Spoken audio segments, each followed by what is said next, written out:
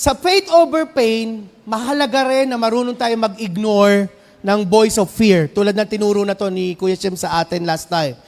Ang ating supporting verse, hindi tayo binigyan ng Diyos ng espiritu ng takot, kundi ng kapangyarihan, pag-ibig at kahinahunan. 2 Timothy 1:7. Let us recall the story of Peter. Na-discuss na naman ito, no? Ano na lang natin, i-refresh na lang. Sinabihan ni Jesus si Peter, halika, lumapit ka sa akin. And si Peter ay nag-umpisang lumakad sa tubig. Habang nakatingin siya kay Jesus, anong nangyayari? Nakakalakad siya. Ulitin ko po.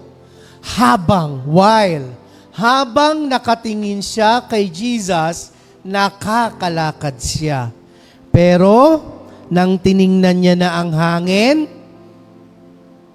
nang tiningnan niya na ang alon, nang tiningnan ko na ang bayarin, nang tiningnan ko na ang dapat mga i-provide, nang tiningnan ko na ang nangyayaring pangit, nang tiningnan ko na ang mga karamdaman, nang tiningnan ko na ang sakit. What happened to Peter, mga kapatid? Siya po ay lumubog. Nagsimula po siyang lumubog. Kaya mga kapatid, kahit nakakatakot, kahit nakakapagpaalala ng sobra-sobra kung minsan, wala kasi exempted dito. Ako personally, alam ko yung pakiramdam. And madalas akong nag-sorry sa Panginoon sa pagsasalita ng di maganda sa Kanya, sa pagrereklamo ko. And I even tell to myself nung minsan talaga na parang, yung sukong-suko ka na talaga. Ang maganda lang sa Diyos, bilang Diyos siya, bilang tatay, pwede mo siyang kausapin ng parang kinakausap mo talaga siya na, ayan, tunay na tao talaga, na doon ka talaga nagsususumbong, doon ka na naglalambing, doon ka nag-iiyak, doon ka humingi ng mga, sabi nga, mga bargains and deals mo. Ikaw nang bahala kung paano yung relasyon mo sa Diyos. And even yung pagsasorry, pag nakakapagsalita tayo ng mga doubt sa Panginoon, pwede po natin yung gawin. Kasi ako ganun, may pagkakataong, Lord, sorry po, last week, ang reklamo ko, tapos biglang may gagamitin ka palang ganito. Nakakahiya po sa'yo, ganun mag-pray minsan. Nakakahiya naman po, Panginoon. Nakapagsalita ko sa'yo ng di maganda. No? Parang alam niyo yung mahalagang mag-open communication sa Panginoon pag nasasaktan, pag nalulungkot, pag nahihirapan, pag may sakit o mayroong pasakit na nararamdaman. Huwag tayong mahiya sa Diyos mag-open nun. Kasi isa sa kadugtong o pwedeng after ng pain, ang kasunod ay fear. Matatakot ka na, mag-aalala ka na. Alam nyo ba, may nagsabi na ang sakit at karamdamang pisikal ay galing sa epekto ng pag-aalala, ng stress, ng worry, ng hindi masayang buhay. Kaya nagkakasakit ang tao. Pero sabi ko nga, meron din naman sa Bible na magkakasakit ka kasi gusto kang subukin ng Diyos para ang glory niya papulagi ang mahayag. So kayo na lang nakakaalam alin doon. No? Kasi baka pinapabayaan naman natin ng pisikal, magkakasakit talaga tayo. Huwag ka matulog ng tama, kumain ka ng kumain ng mga bawal. 'Di ba? So meron talaga effect 'yon. Pero pinag-uusapan kasi nating pain dito, yung mga pain talaga na kasama ang physical, kasama ang emosyonal, kasama ang psychological. Ano ang gustong ginagawa ng Panginoon pag nandun tayo? And letter I, ignore those fear, those worry, those things na negative. Sabi nga po, nang si Peter ay tumingin sa hangin at bagyo or alon, siya'y lumubog. Sabi po, paano natin i-apply sa ating buhay? Kapag puro problema ang tinitingnan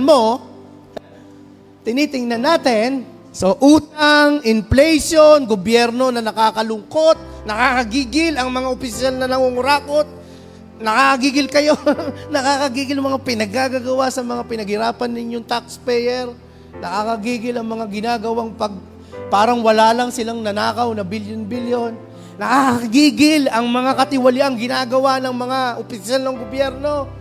Pag tayo tumingin dyan, nakakalungkot sa Pilipinas, punta na tayo sa ibang bansa.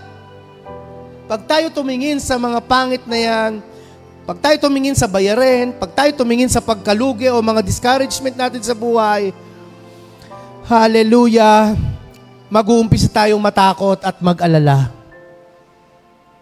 Alam nyo, ang pinaka nakakapagpakabog ay kapag ka inisip mo na na-consume ka na ng mga problema.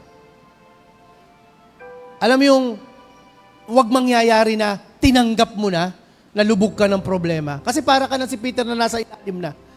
Dapat pagka nandun tayo yung Peter na nakaganyan ng kamay at Lord, hindi ako lulubog kasi titingin ulit ako sa'yo. Titingin ulit ako sa'yo. Lord, sorry, napatingin ako sa hangin, natakot ako sa alon. Pero Lord, ito yung kamay ko, titingin po ako sa'yo ulit. At tulungan niyo po ako makaahon.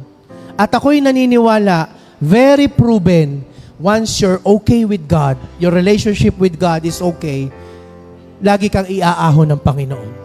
Wala pa akong nakitang Kristiyano na nag-surrender kay Lord, nagseryoso kay Lord, nakipagrelasyon na maayos sa Diyos, nang hindi niya tinulungan at hindi niya nirescuehan. Amen? All those things are being explained by God afterwards. Pag natapos na yung kwento.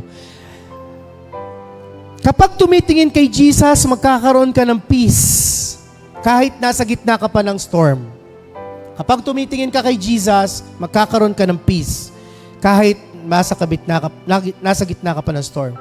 So, our key statement for letter I, ang focus natin ang magdidikta ng ating future. Ayan.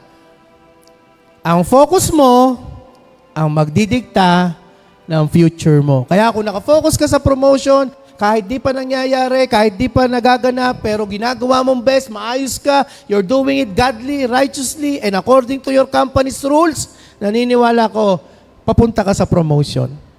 Pag ang estudyante ay nag-aral, ang goal mo ay ma-honor, honor man, high honor man, ano man ang tawag, pero ang goal mo, magsisikap ako mag-aral mabuti para sa of course, para sa iyo, para may reward ka, may award ka. Pangalawa, para sa parents mo na nagpapakapagod pag-aralin para mapag-aral ka. Pag ginol nyo po yan, mga estudyante, and you keep those faith, if you keep that faith na talagang naandun lagi ang Panginoon sa iyong pag-aaral, ako'y naniniwala, hindi ka pwedeng di ma-honor. Diba? Kasi ginol mo eh. Ginol mo. Talagang hiningi mo sa Panginoon. At ito maganda, hindi ka nag-focus sa kaya mo, magaling ka. Hindi. Nag-focus ka kay Jesus na sumasalo sa'yo every time na hindi mo kaya, every time na mahirap ang math, every time na mahirap mag-chat GPT. Mga estudyante, tigilan nga yan. Grabe kayo, no? Kaya kinakailangan gamitin din ng tama. Ang gagaling ng mga bata ngayon. Pero ang tanong, magaling ba talaga ang mga bata ngayon? Diba? Kayo makakasagot, mga estudyante. No?